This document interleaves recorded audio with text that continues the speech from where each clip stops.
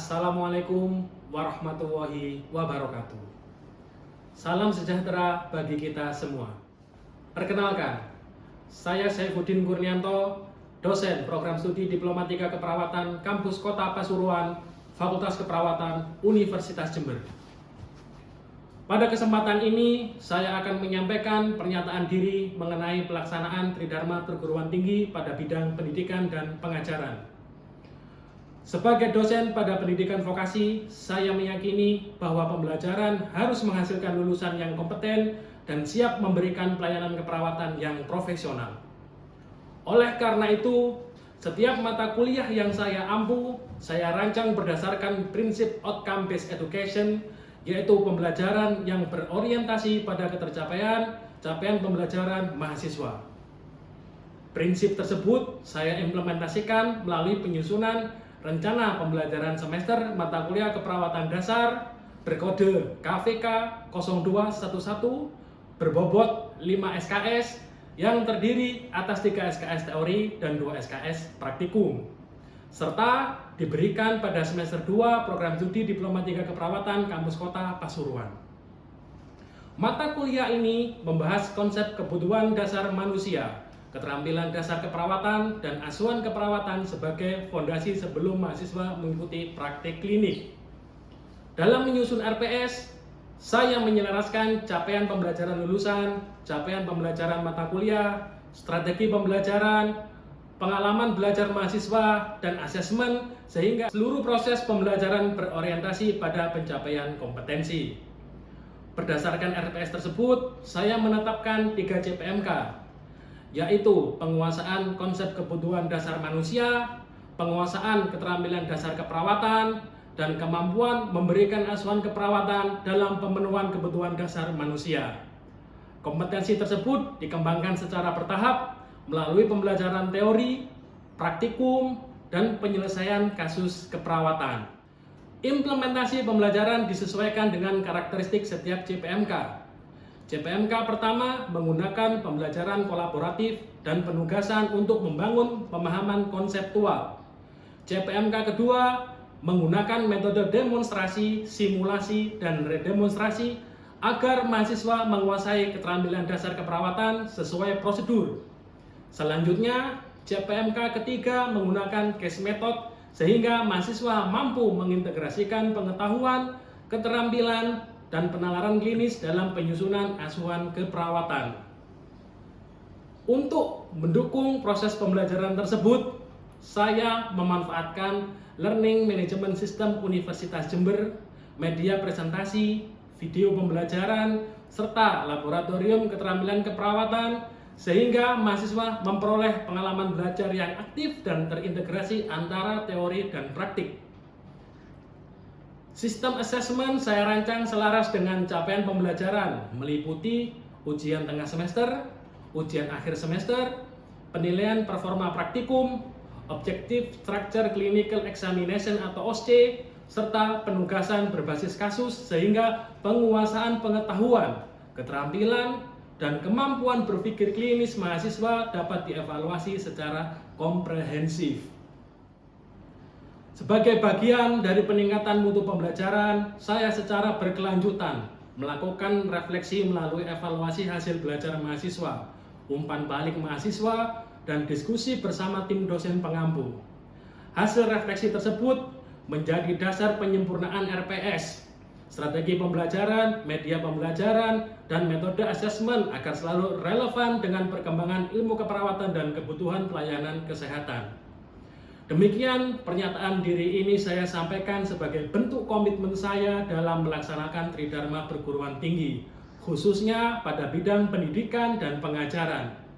Saya berkomitmen untuk terus mengembangkan pembelajaran yang inovatif, adaptif, dan berorientasi pada capaian pembelajaran sehingga menghasilkan lulusan perawat vokasi yang profesional, kompeten, beretika, dan siap memberikan pelayanan keperawatan yang bermutu kepada masyarakat.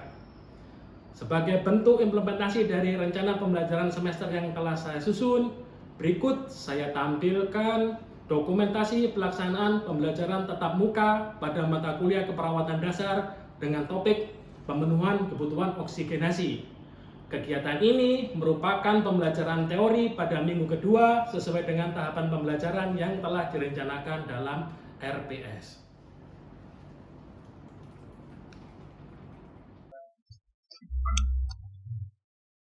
Oke, assalamualaikum warahmatullahi wabarakatuh. Waalaikumsalam warahmatullahi wabarakatuh. Oke, selamat siang dan salam sejahtera bagi kita semua. Bagaimana kabarnya teman-teman siang hari ini? Alhamdulillah. Alhamdulillah, ya saya senang dengarnya. Semoga teman-teman senantiasa sehat dan tetap semangat dalam menuntut ilmu keperawatan. Oke teman-teman, pada siang hari ini ya izinkan saya untuk melanjutkan perkuliahan keperawatan dasar dengan topik ya atau dengan materi pemenuhan kebutuhan oksigenasi. Nah, sebelum saya menyampaikan materi lebih jauh, izinkan saya untuk menyampaikan capaian pembelajaran yang dibebankan pada materi yang akan saya sampaikan ini.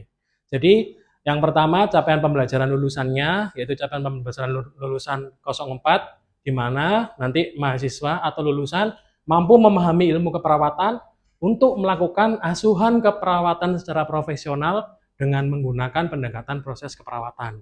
Lalu selanjutnya capaian pembelajaran mata kuliah yang dibebankan yaitu CPMK 01 menjelaskan konsep teori pemenuhan kebutuhan dasar manusia, sedangkan tujuan pembelajarannya yaitu setelah teman-teman mengikuti kegiatan perkuliahan tatap muka ini, ya dengan menggunakan metode pembelajaran kolaboratif diharapkan nanti teman-teman ya mampu menjelaskan konsep pemenuhan kebutuhan oksigenasi, mengidentifikasi hasil pengkajian gangguan pernafasan, menegakkan diagnosis keperawatan, menentukan intervensi keperawatan yang tepat, serta menjelaskan indikator evaluasi keberhasilan asuhan keperawatan berdasarkan kasus yang diberikan. Sebelum saya menyampaikan ya inti dari materi terkait dengan pemenuhan kebutuhan oksigenasi, ya saya ingin mengajak teman-teman ini ya untuk recalling, mengingat-ingat materi yang sudah disampaikan pada TM pertama mengenai konsep dasar kebutuhan dasar manusia. Ya, masih ingat ini segitiganya siapa? Hierarkinya siapa? Maslow. Maslow. Oke.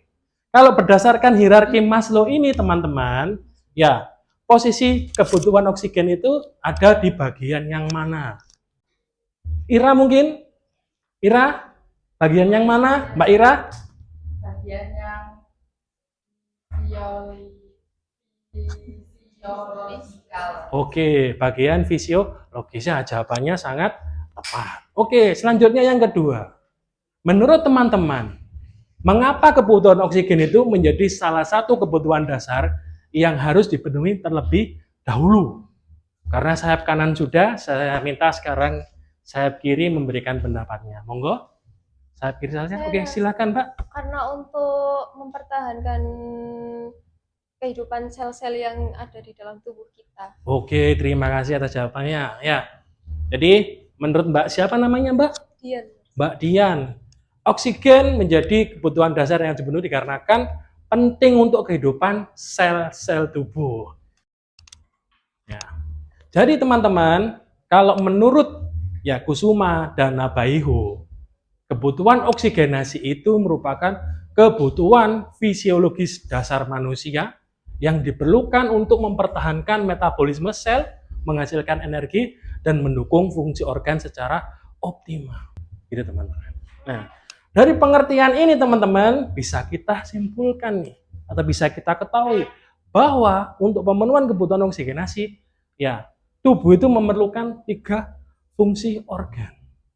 Ya, yang pertama adalah paru-paru, ya untuk ventilasi, teman-teman. Ya, inspirasi untuk mengambil oksigen, ekspirasi untuk membuang karbon dioksida. Terus yang kedua, organ namanya jantung. Jantung ini berfungsi untuk memompa darah. Pompanya, teman-teman. Ya, pompanya.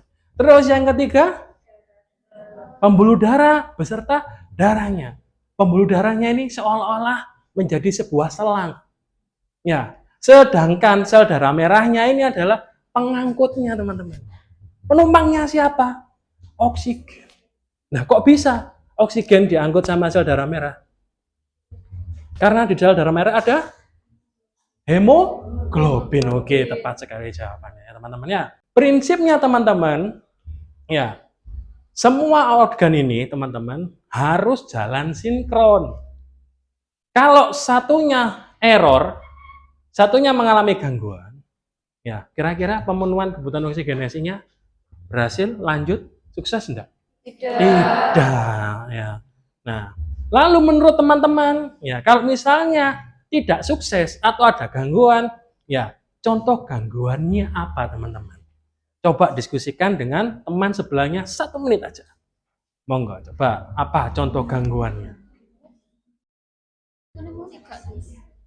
Oke, sudah ada yang mau menyampaikan pendapatnya dari sayap kiri atau sayap kanan saya?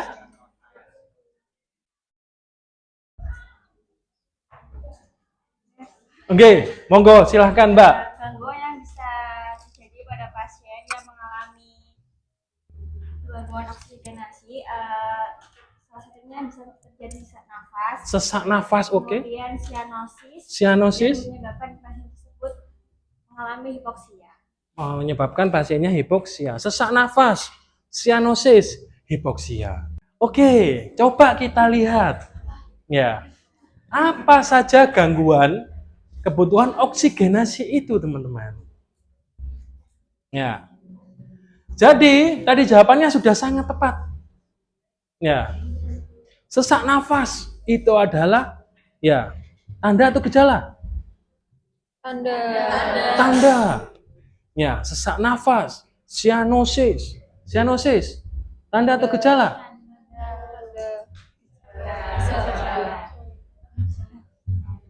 Tanda atau gejala? Tanda. Tanda, ya. Lalu menyebabkan hipoksia, teman-teman. Ya. Dampak dari terjadinya hipoksia, teman-teman, akan muncul yang namanya hipoventilasi. Karena apa? Karena venti alveolinya tidak cukup cukup untuk memenuhi kebutuhan O2 tubuh atau tidak sanggup mengeluarkan CO2 yang sudah menumpuk. Nah, bentuk contohnya kalau terjadi hipoventilasi apa? Terjadi yang namanya depresi pernafas, gitu teman-teman.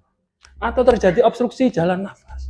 Atau bisa ditemui juga pada orang-orang yang mengalami obesitas. Terus selain hipoventilasi juga bisa terjadi yang namanya hiperventilasi, teman-teman. Ya. Nafas ventilasi berlebih. Ya, biasanya ditandai dengan takipnea atau lebih cepat daripada takipnea. Ya, bisa ditemukan pada kondisi kecemasan, nyeri atau demam. Ya. Terus yang lain, teman-teman, ya, jenis gangguan oksigenasi yang lain adalah gangguan pertukaran gas. Disebabkan adanya gangguan proses difusi oksigen dan juga difusi karbon dioksida. Ya. Ya, contohnya pada kasus-kasus seperti edema paru, fibrosis paru atau BPOK. Nah, dampaknya apa, teman-teman, kalau terjadi gangguan kebutuhan oksigenasi ini? Yang jelas ya, yang jelas pertama oksigennya turun ya, hipoksia. Terus terjadi penurunan fungsi organ, ya. Nggak punya O2, nggak punya bensin, nggak punya bahan bakar, ya, untuk untuk menghasilkan energi, lemas, lama-lama mati selnya, nekrosis. Ya. Terus selanjutnya dampak bagi tubuh bisa menyebabkan penurunan kualitas hidup. Ya, tidak bisa aktivitas ngapa-ngapain. Ada yang punya riwayat sesak mungkin di sini? Atau pernah dipsnu? Ada. Ya, kalau pas serangan, ya, jangankan jalan, ya, tidur aja tidak enak. Nah, itu teman-teman. Kualitas hidupnya akan menurun. Apalagi mau dibuat kerja, ya, belum sampai tempat kerja, baru nyetater motor. Ya, nggak jadi kerja.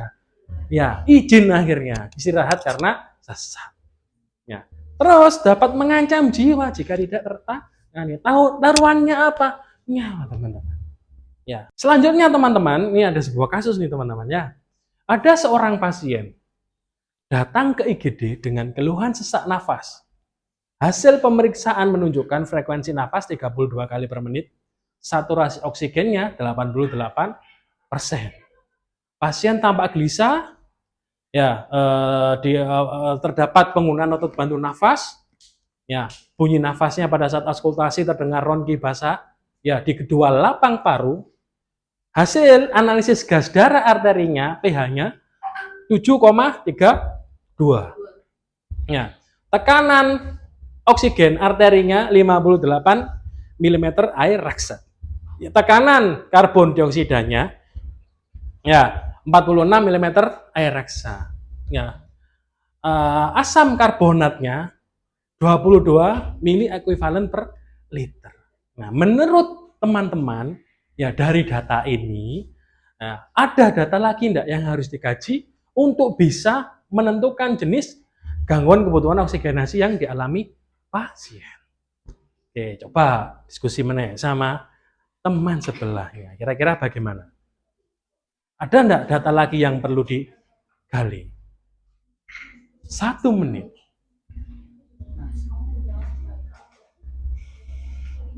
Iya, riwayat penyakit. Terus Oh, nggih, silahkan Mbak, sebutkan nama ya. Nggih. Nama saya Tiga Nurtati. Iya. Menjawab yang perlu Iya. menentukan jenis gangguan kebutuhan Mm. oksigenasi. Di antaranya yang pertama keluhan utama dan riwayat sesak nafas, yang kedua pola dan karakteristik nafas, yang ketiga saturasi oksigen, dan yang terakhir bunyi nafas. Bisa diulang lagi, Mbak? Yang Pertama, keluhan utama, sesak nafas. riwayat sesak nafas. Yang kedua pola dan karakteristik nafas. Pola dan karakteristik nafas, Yang ketiga saturasi oksigen, dan yang terakhir bunyi nafas. bunyi nafas. Oke, ada tambahan dari teman-teman yang lain?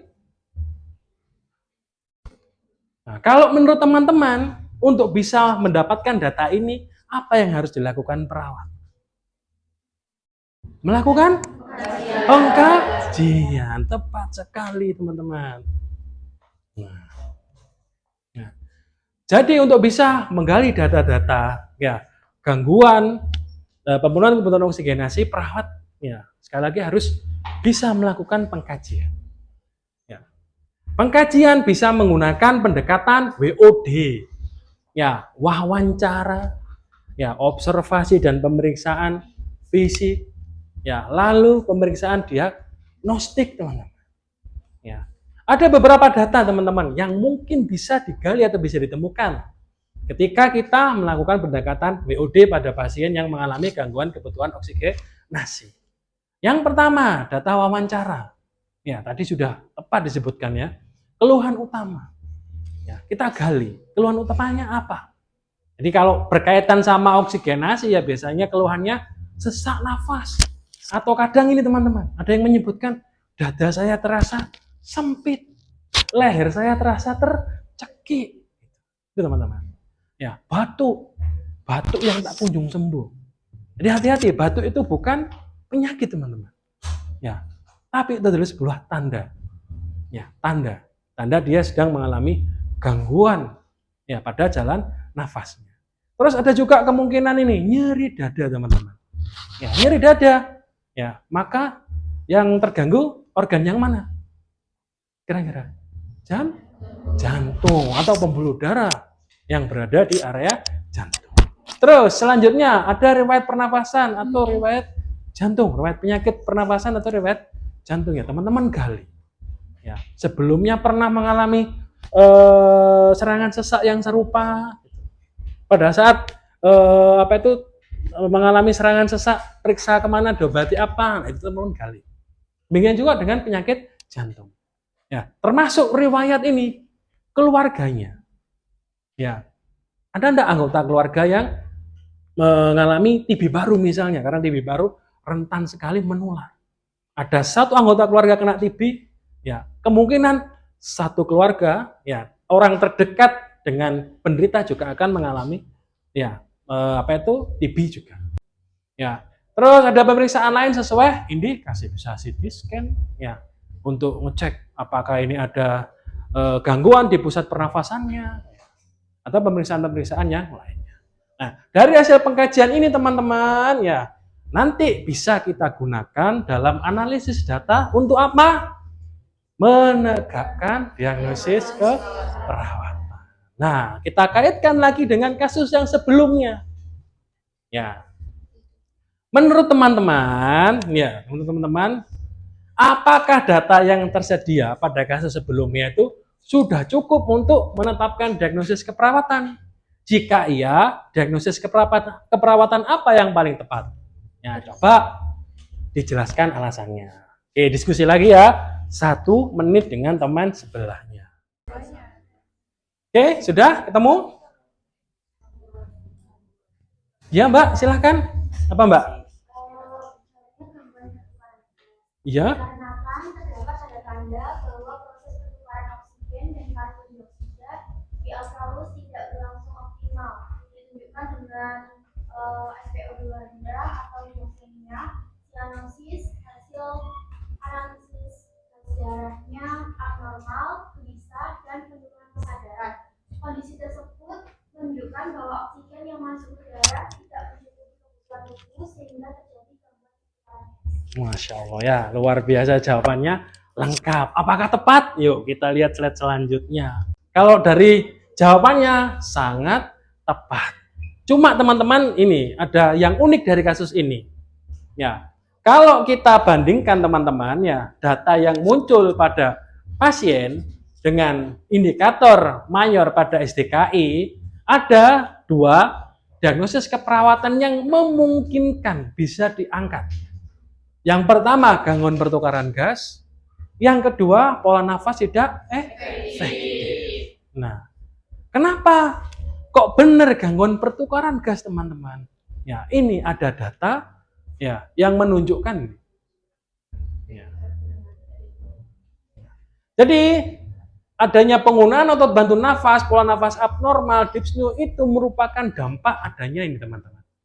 Perubahan pH pada tubuh. Nah, untuk bisa menciptakan keseimbangan homeostasis, tubuh itu merespon. Biar bisa segera normal, apa yang harus saya lakukan? Ya sudah, saya mencoba untuk meningkatkan nafas. Biar cepat stabil lagi. Ya. Biar yang asam menjadi netral lagi. Itu teman-teman. Makanya yang paling tepat adalah gangguan pertukaran gas. Oke, luar biasa. Kita give applause ya. Teman-teman luar biasa.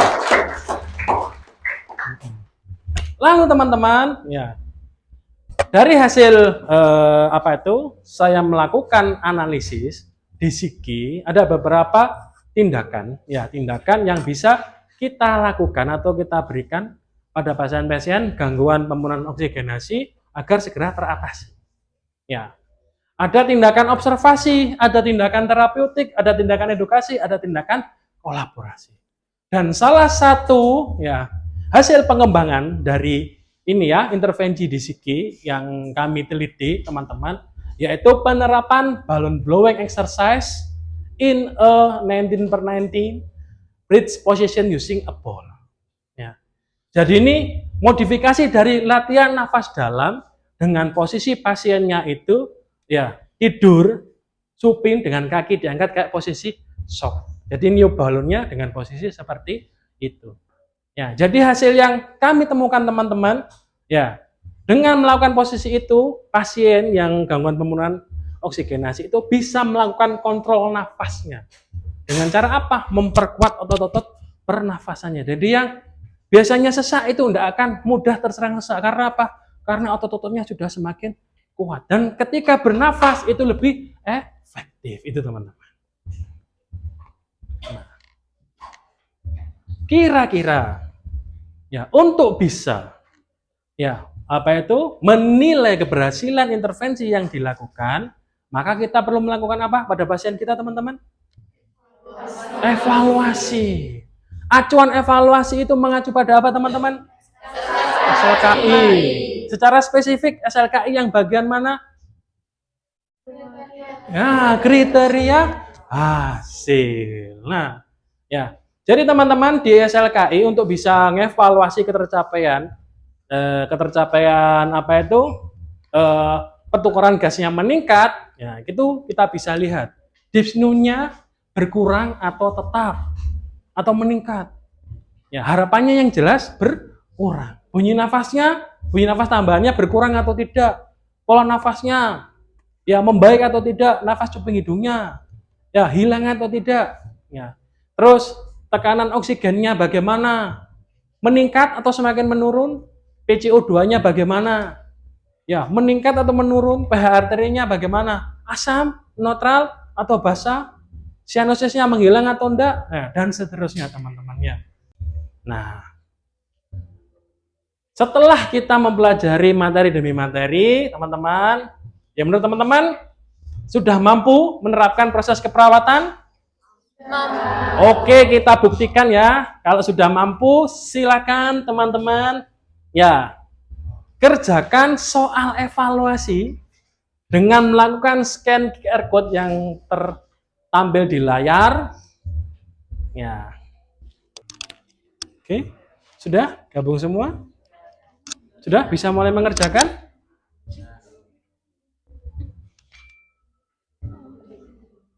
Oke, silahkan mengerjakan.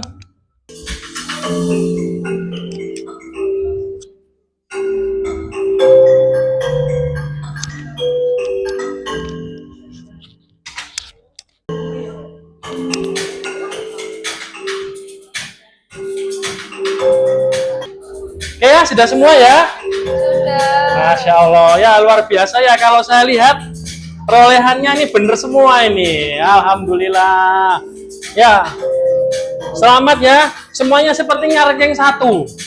Karena bener semua ya. Wah, luar biasa. Ya, semoga nanti pada saat ini teman-teman mengerjakan tugas yang ada di MMP UNED, ya mendapatkan hasil yang sama kayak ya teman-teman mengerjakan tes formatif.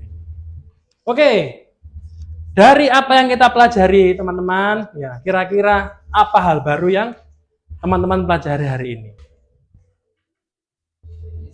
Menambahkan saya mengatakan tadi, mungkin hal baru yang bisa saya dapatkan adalah bagaimana oksigenasi itu tidak hanya sekedar bernafas, akan tetapi juga mempengaruhi suatu metabolisme dalam menghasilkan energi dan mempertahankan sel agar tidak terjadi kerusakan pada jaringan. Selain itu terdapat Oke, terima kasih Mas Afandi. Jadi kesimpulan materi hari ini teman-teman, oksigen itu merupakan kebutuhan fisiologis dasar yang sangat penting untuk mempertahankan kehidupan dan fungsi tubuh.